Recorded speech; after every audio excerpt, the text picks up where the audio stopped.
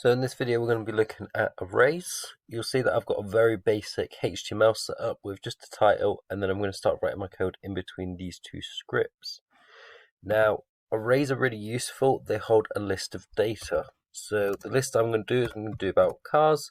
So we set it up almost identical to Python. The difference is that var. Remember, in that var just means that it's a local variable. If we get rid of that, it treats it more as a global variable.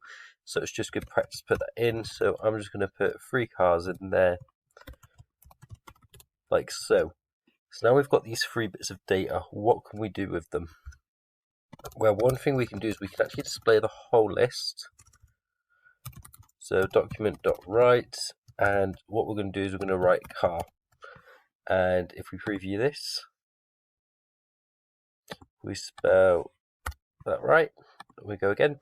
We've got mini, sub, and metro. You notice that there's a comma between them. That's because we've done this by just using simply the word car, and we've not used a loop to loop each individual item.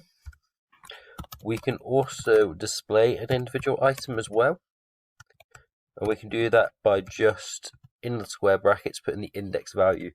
Remembering that the indexes start at 0, so this is 0, sub will be 1, metro will be 2. So car 0 should print out mini, and it's going to add it onto the end because we've already got that. So let's just comment that one out.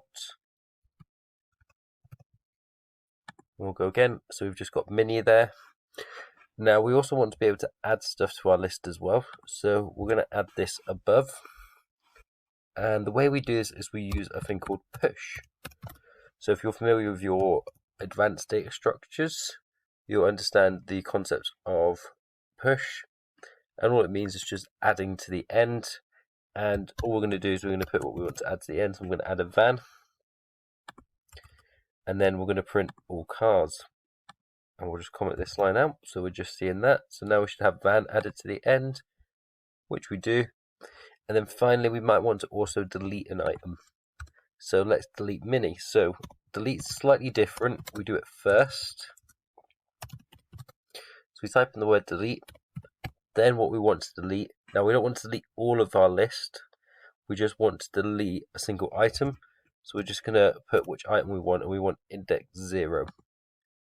Now we can preview again, and you'll see that we're missing an item.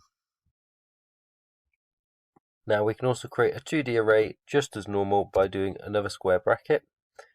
I prefer to then put everything on a new line, put a comma, and then you can start working on your next set of data. And then at the very end you must need to put another square bracket again.